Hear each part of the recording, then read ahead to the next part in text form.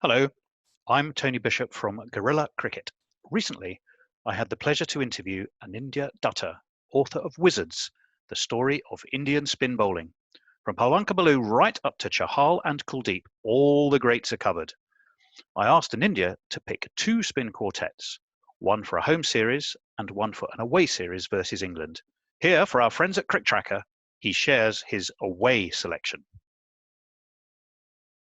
Who is going to take on the modern England team from your magical 74, or some less magical?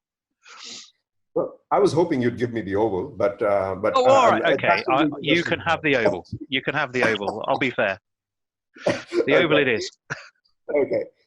So of course I asked that for a reason, because if you have the oval, then you've got to have Bhagat Chandrasekhar, right? Yes. I mean, what was it? It was called the bowling spell of the century, right? I think that's what Wisden called it. The 6 for 38, 1971 oval. India waited from 1932, and after 39 years, won a Test series in England, and it was because of one man. It was one spell from Bhagat Chandrasekhar. He was just such an amazing bowler, such a difficult man to face on any pitch. I remember a story where Viv Richards turns back to Kirmani and says, "Is he a spin bowler or is he Tomo?" Because he's had this ball going past his nose, right, at speed, and he was quite unpredictable. So I would pick Chandra definitely for an England appearance. I'm glad you said that, because we have a shared love of his art, which I actually got to write about once, just before the 2018 series. I did a bit of a study of that game at the Oval, and he took 2 wickets just before lunch.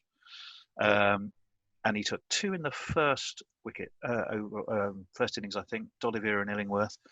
And then he got Brian Luckhurst, John Edrich, Keith Fletcher, Ray Illingworth, John Snow, and John Price in the second. So 6 for, I can't remember what his teammates, I believe, used to call him Mill Reef. Mill Reef.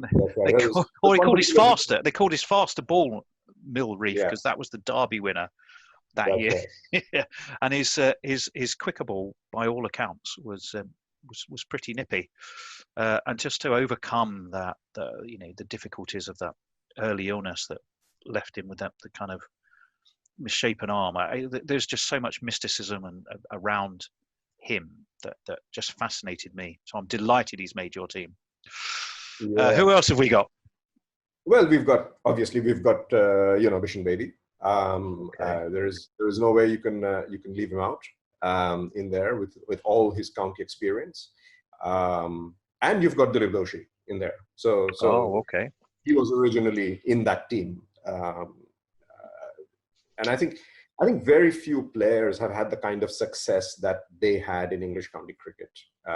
Others have had smaller, shorter stints, but not with the same amount of success. And then you've got Prasanna. So very similar team, other than the fact that Chandra replaces Gupte, and Doshi replaces Kumble.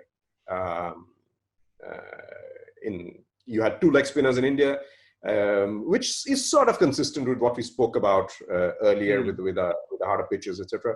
And here you've got on softer English pitches, you've got just Chandra. And no Venkat? How would you break the sad news to him? Or why? What would be your reason to explain to him how he didn't make that cut? Well, if you've got 2 off spinners, and I think very honestly, and I think it probably, I've tried to be as fair as possible, but in my analysis, it comes out fairly obvious that in terms of quality of spin, Prasanna was a cut ahead, a cut above Venkat. Venkat was a very good off spinner, but he was a good off spinner with a leg cutter, which was quite unique. But he didn't have, because of his height as well, he didn't have the kind of flight, and because of that, I think he didn't have that loop and the ability to make the ball hang back, which Prasanna did. So for me, whenever there is a choice between the two, Prasanna always walks into the team, unless there is a very specific reason for having Venkat. Guerrilla Ship Podcast, you're bringing me views.